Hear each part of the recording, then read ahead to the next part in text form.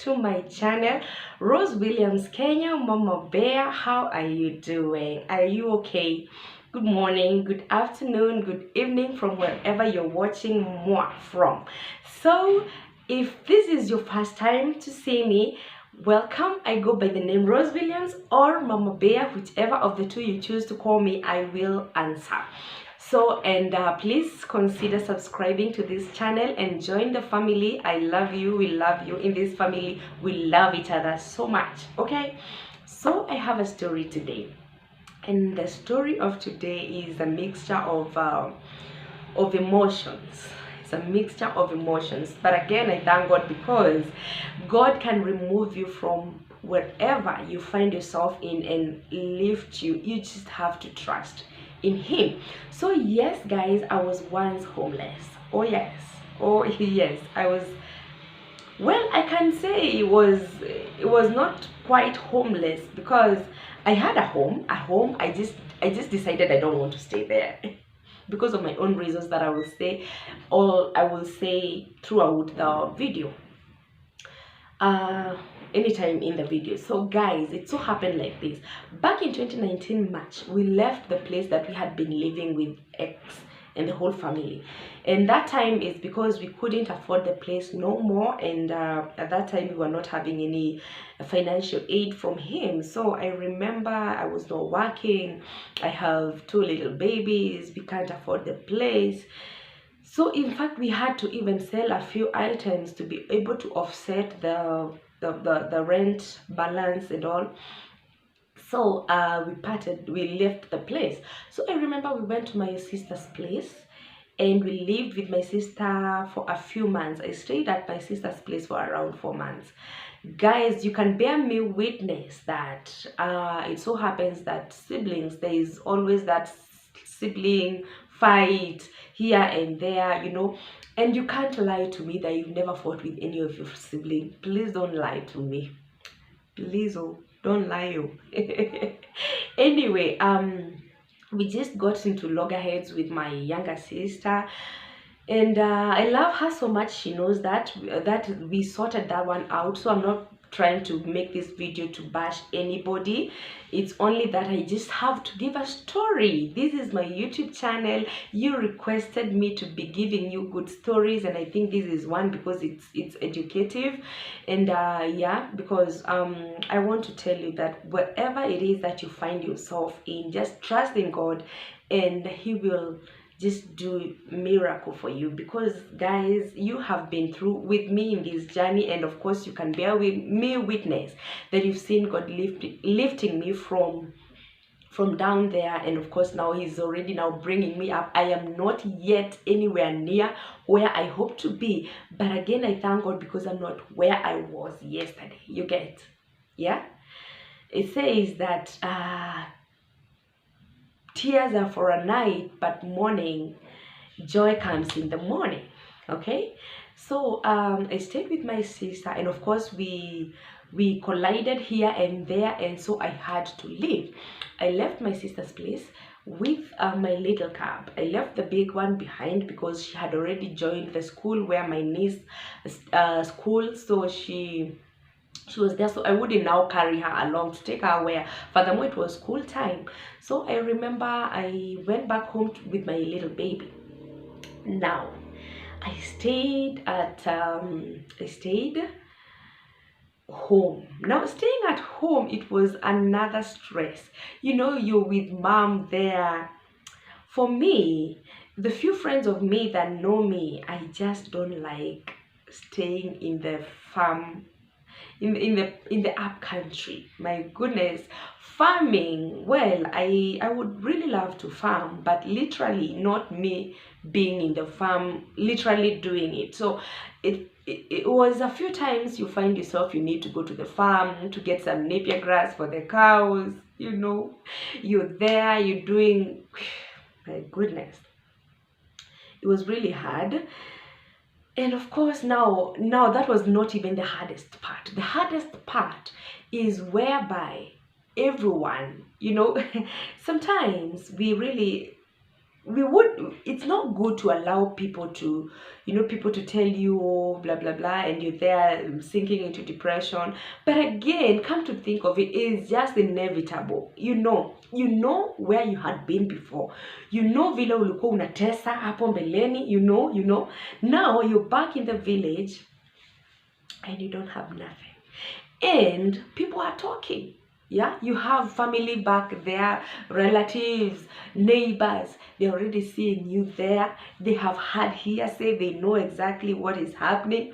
And when you're just outside there, you just have to find yourself out at one time or another. Maybe you're feeding the cows, you're feeding the chickens, you unafunga mbuzi pale, the ushago thing, My goodness, it was really hard. I really didn't want to go out, not unless it was really necessary.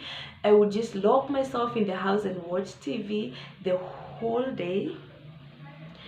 And of course, but a few times you will just find yourself, you're being out, and then a neighbor or a relative just happens to see you, and they're like, "Hi Rose, are you still around?" At that time they know you're supposed to be. You're not supposed to be there, really. It's not holiday time.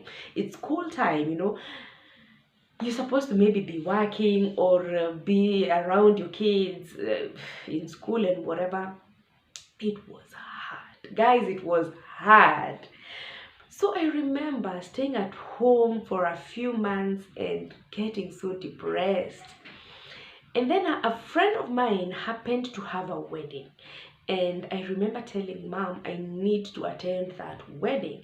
And because my mom knew the friend, and my mom knew was a really good friend of mine, she was like, okay, you can go to the wedding. And I was like, Mom, and when I go to the wedding, I don't feel like I need to come back.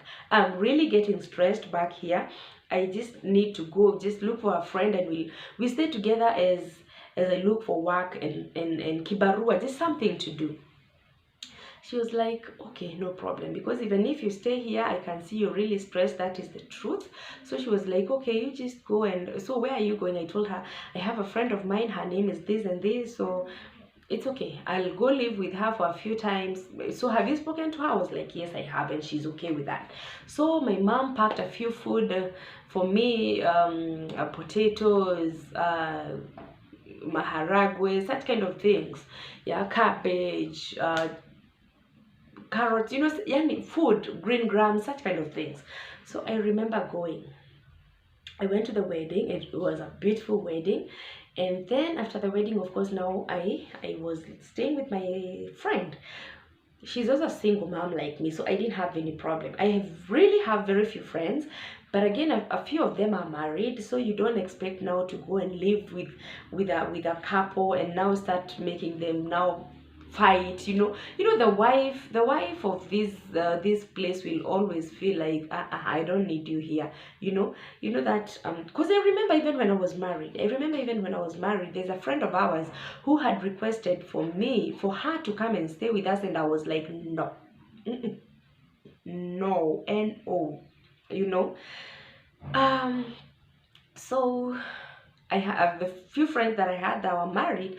I was like, if for me, I wouldn't allow another woman to come live with us, I don't expect them to allow me to go live with them. So I know you understand what I'm saying. So I went lived with my a single friend. So I stayed there for a few days. The first 2-3 days were okay. Then the third day, the house girl of her house girl decided to leave. So she was like, Rose, my house help wants to leave, and so I don't think you also need to stay here. And I was like, wow, I think this is when you will even need me more, because I might really come in handy when the house girl is not there. I think it's the best time for me to even be here more, because if it's washing the utensils, I will wash. If it is, doing a few chores, the only thing I wouldn't want to do is to wash clothes. That is something that I don't like, because I usually have a problem with peeling and bleeding. So everything else I would do: wash utensils, cook, mop the house, such kind of things. So anyway, she had her own reasons as to why she said she wants me out. So I just pretended, and I was like, hey, my God, where are you going now? You're not going back to your sister. you don't want to go back home. You don't want to go live with your brother, because my brother also lives in the farm sector. I also didn't want to go there, and I don't have any problem with living in the farm, only that I know that farming, it's not my thing. And please don't judge me. Everybody has what they like and what they don't like. For me, I don't like farming, and that's it. I would really love to farm, yes, but not literally being the one going to the farm to farm. You get it? So my big sister was not living around, so I wouldn't go to live with her. So I was there. I was thinking, now where am I going? Where am I going? Yeah. So I stayed back. So I remember she went to work and came back in the evening and found me in the house. And her mood changed. She had already told me to go. And now she's back, and voila, Rosie is still here. My friend, ukifukuzwa fukuzika, woi. My friend, if someone tells you off, you just go. I didn't have anywhere to go, and that's why I stayed back. So she was not happy, of course. So she didn't talk to me that day. She didn't talk to me. And you can imagine the awkwardness. You're living at a friend's place and you're not talking, and it's because she's already told you to go and you're not leaving. So the following day I was like, hey, my friend, what do I do? Okay. So I remember she went to work, and at around 10, this time I'm really stressed. I'm thinking, where am I going? Where I need to be gone, because of the treatment the previous night. I could see the vibe was not good. So I was like, I need to go. So I remember at 10, she wrote me a text. And she said, she didn't beat about the bush, by the way. She was really straightforward, and she told me, Rose, I thought I told you to go. Damn! Goodness. It hit me below the belt. Guys, it was painful. Yeah?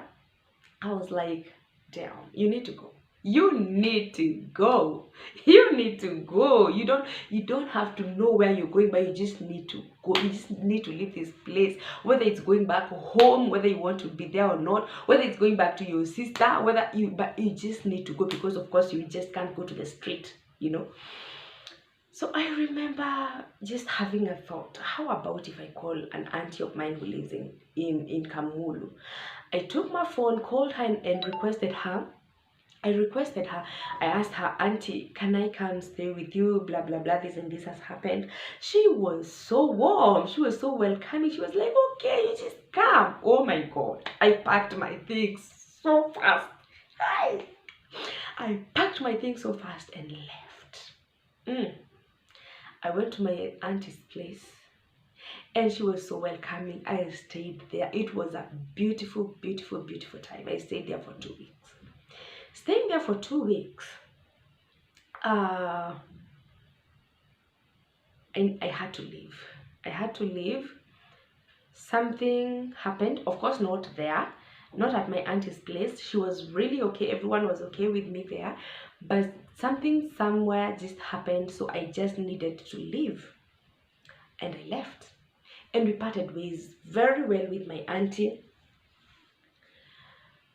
I remember going home. I picked my baby, my little kid, my little cub.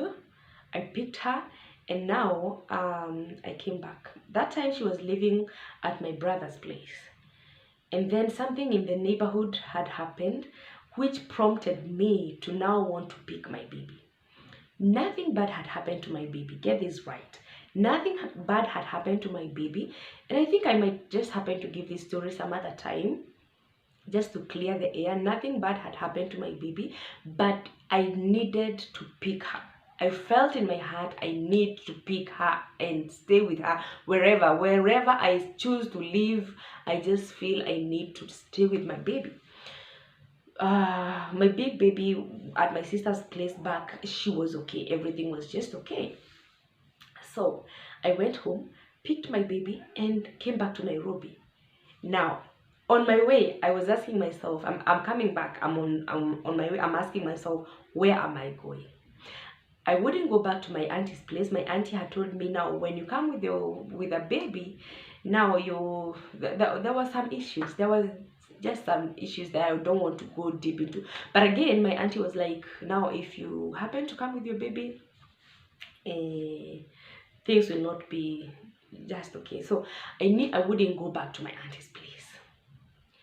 I am here. I'm on my way in Matatu coming back to Nairobi, and I don't know where I am going. I took my phone and I was scrolling and scrolling and scrolling and thinking, who am I supposed to call? Where am I supposed to go? At least for a night. Because by the time I was coming back, it was, sorry, it was evening. And I needed a place to just sleep for the night. And then think about my life tomorrow. My God, I was thinking, my God, what a miserable life this is. I remember seeing a contact of a friend of mine. His name is Mike. Shout out, Mike. You know yourself. Thank you so much. I remember calling Mike and asking him, Mike, can I just go live at your place? Yeah. He was like, what is the problem? I explained to him. So he was like, no problem. No problem. Let me call my wife and tell her that you're going. This time, the reason as to why I chose to go live at Mike's place, Mike was not living there. Mark you, I had friends who are married, but I didn't want to go to their place because, you know, even me when I was married, there was a lady friend of ours who had issues at that time, and she had requested for her to come live with us. And I had said no. I was marking my territory of which now I come to think of it, what kind of territory was I marking? Eventually, niliwachwa. Anywho, I didn't want to go live with my married friends. But this time, the reason as to why I asked Mike if I would go live at his place, it's because Mike was not living there. Mike was working somewhere else. And so the place I was requesting to go and live was where his wife and kids were living. And he talked to the wife and they agreed. They were welcoming and I was really happy. So I went, stayed there. And then there, I remember opening up and telling them, guys, by the way, you know what? It was just not for the night. I don't have anywhere to go. And they welcomed me. I remember Mike told me, you just stay until you can be able to pull yourself together and find somewhere else to live. But meanwhile, feel free. You know, he was not living there. So we stayed there with the wife. She was really hospitable. It was really nice. So thank you so much, Mike, and your wife, Naserian. Thank you so much. God bless you so much. God bless you too so much. So I stayed there for a whole month. Then all of a sudden in my heart I was feeling, well, thank you, I am really happy, I'm really excited that you guys have welcomed me to your place. But again, I can't live here forever. I just can't live here forever. So I remember one day I just gathered courage and called my mom and I was like, Mom, this and this is what is happening to me. Not that she didn't know, but again, maybe she was just waiting for me to, you know, mtoto mpotevu, yani you just come back home. Just come back home. Don't worry about what friends and neighbors and relatives are saying. You have a home. But she didn't know me leaving home was giving me more stress than living with friends. Because I knew that is not what I wanted to do. I knew I didn't want to live there. And now, you know, people just all the time trying to like kind of talk in some manner, like you just feel, oh my God, you're not supposed to be here really, you know. So, my God, this story is really heavy on me. Anyway, so I called my mom and told her, Mom, it's like this. I'm living at a friend's place, but I feel like I have overstayed my welcome. You know when you're wise, you don't need anyone to tell you it's time for you to leave, you know. So I requested Mom for a few thousands for a few shillings. So she sent me a few, and she told me, I told her I need to find myself a small room, even if it's just a single room, to live there with my baby. You know, the big cab was still at my sister's place and they were doing well. But I really felt I need to look for a place to live with my little baby, and maybe try just look for something to do. And yeah, remember all this time I was looking for vibaruas, anything to do. I wouldn't find anything to do, guys. So I thank God for my mom. She sent me money. I was able to rent out a bed sitter, a small bed sitter. I paid the deposit and I paid the rent. That came all the way to 13,000. The deposit 6,500, and the rent 6,500. So my mom sent me around 20,000. I paid 13,000, and then 7,000 at least for food and a few things as I try look for something to do. So I looked for a friend. They helped me get my stuff from my sister's place. I carried I carried my fridge, I carried one mattress, I carried most of my things were back in the shags. So I just carried a few things. I carried a duvet, a mattress, bed sheets, a fridge, a meko, just a few, two sufurias, two saucepans, a few plates, few spoons. You know, just can you imagine how you start life, guys? Remember, we're talking about Mama Bear. A woman who had her own dignity, a woman who had her own class, a woman who, hey, the devil is a liar.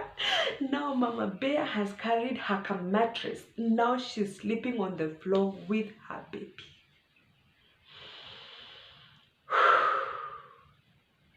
The reason as to why I had to carry the fridge is because I needed to put a few things inside there so that when I go to the shopping and buy a few things in the market, I put them there. And it's not because I had a lot of money to pay the electricity bill.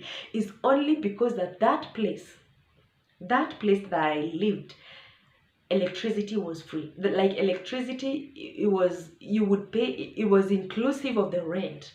So my fridge was there on the whole day and night, whether it had anything. And maybe when you open up, the only thing you'll find inside there is ice cubes. Yo, so guys, I started life there with my baby.